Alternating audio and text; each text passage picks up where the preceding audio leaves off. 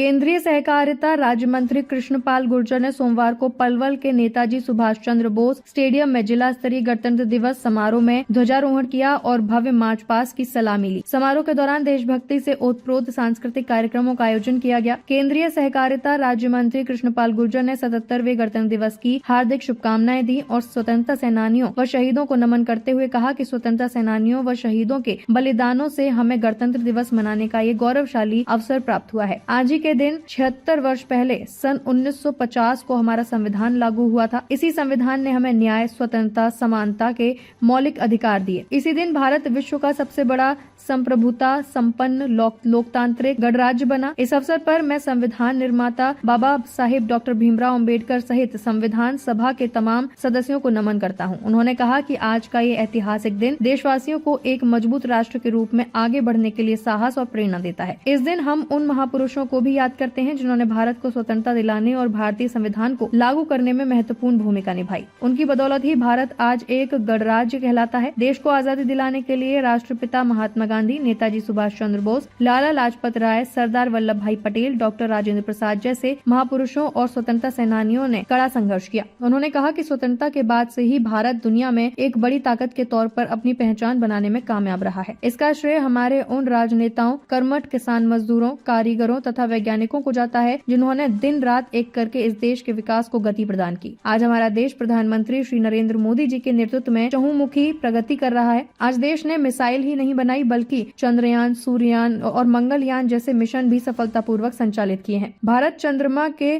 दक्षिणी ध्रुव पर चंद्रयान 3 उतारने वाला दुनिया का पहला देश बन गया है। देश की प्रगति के इस सफर में हरियाणा का भी महत्वपूर्ण योगदान है।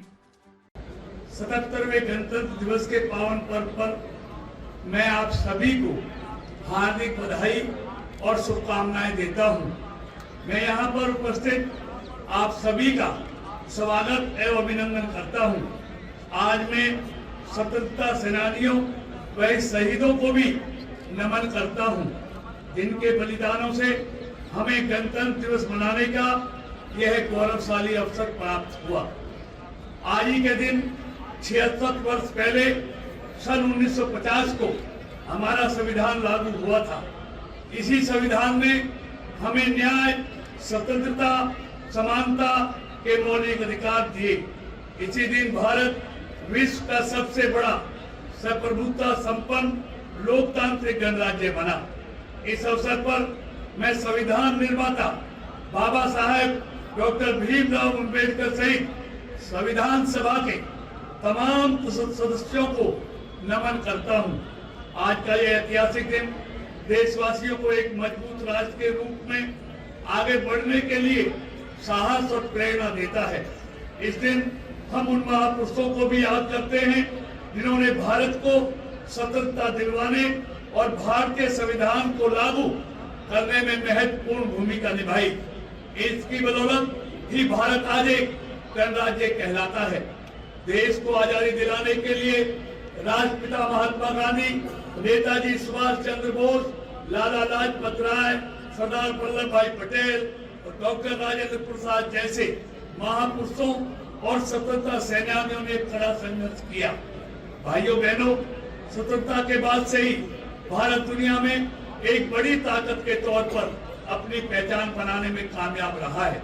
इसका श्रेय हमारे उन राजनेताओं, कर्मठ किसानों, मजदूरों, कारीगरों तथा वैज्ञानिकों को जाता है जिन्होंने दिन रात एक करके इस देश को विकास की गति को प्रदान की। आज हमारा देश प्रधानमंत्री श्री नरेंद्र मोदी जी के नेतृत्व में चहुमुखी प्रगति कर रहा है। आज देश ने मिसाइलें ही नहीं बनाई बल्कि चंद्रयान, सूर्ययान और मंगलयान जैसे मिशन भी सफलतापूर्वक संचालित किए हैं।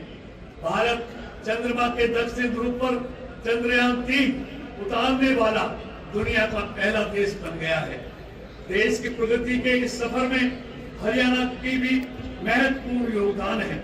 मुझे यह कहते हुए गर्व है कि हरियाणा ने भी प्रदेश के सामाजिक आर्थिक विकास को नए आयाम प्रदान किए हैं। स्वतंत्रता आंदोलन में अग्रणी भूमिका निभाने वाले हरियाणा वासियों की याद में अंबाला में स्वतंत्रता संग्राम स्मारक बनकर तैयार हो गया है। इसके साथ ही शिक्षा, स्वास्थ्य एवं खेलों में भी जन सेवा और जनता के बीच दीवार बन चुकी व्यवस्था को न केवल बदलने का काम किया है, बल्कि ऐसी व्यवस्था देने का प्रयास किया है जिसमें जनमन को योजनाओं और सेवाओं का लाभ सरल तरीके से प्राप्त हुआ है।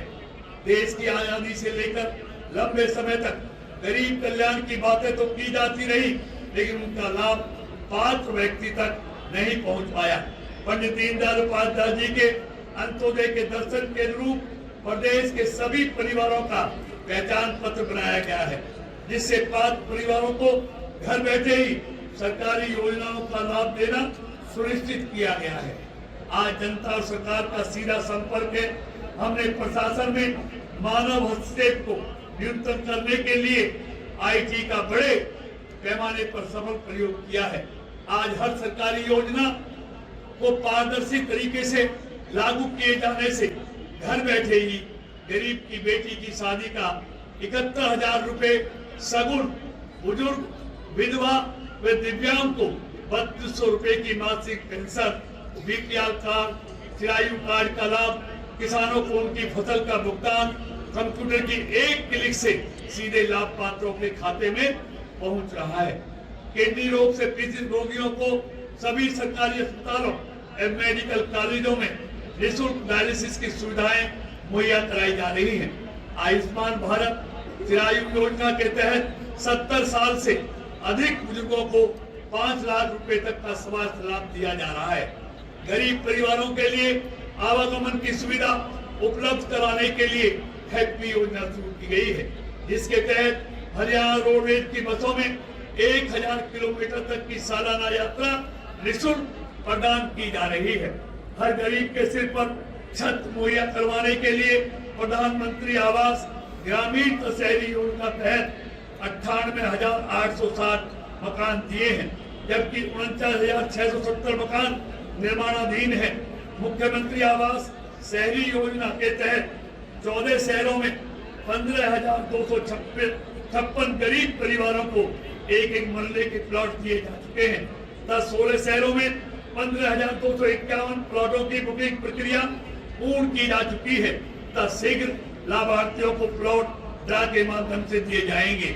मुख्यमंत्री आवास योजना ग्रामीण के तहत 2 चरणों में 50-100 वर्ग गज के 12,031 प्लॉट दिए गए हैं। हर गरीब को राशन मिलने में परेशानी न हो, इसके लिए राशन वितरण व्यवस्था को पारदर्शी बनाया गया है। गरीब परिवारों के बच्चों को प्राइवेट स्कूलों में पढ़ाने का सपना साकार करने के लिए चिराग योजना चलाई गई है। यही नहीं, कौशल रोजगार निगम के माध्यम से कर्मचारियों की भर्ती में भी गरीब परिवारों के युवाओं को प्राथमिकता दी जा रही है। इसके अलावा निगम के माध्यम से लगे कर्मचारियों की नौकरियां सुरक्षित करने का प्रावधान भी किया गया है। भाइयों बहनों, सरकार ने कृषि, उद्योग, व्यापार, रोजगार, शिक्षा, स्वास्थ्य सहित हर क्षेत्र में ई-गवर्नेंस के माध्यम से क्रांतिकारी बदलाव किए हैं। जिस प्रकार परिवार पहचान पत्र के डेटा से विभिन्न योजनाओं का लाभ लोगों को घर बैठे मिल रहा है, उसी प्रकार कृषि क्षेत्र में मेरी फसल मेरा ब्यौरा पोर्टल बनाकर किसान कल्याण की अनेक योजनाओं को इससे जोड़ा गया है। MSP पर सभी 24 फसलों को खरीदकर बिक्री की राशि सीधे 24 घंटे में किसानों के खाते में भेजी जा रही है। किसानों को 415 रुपए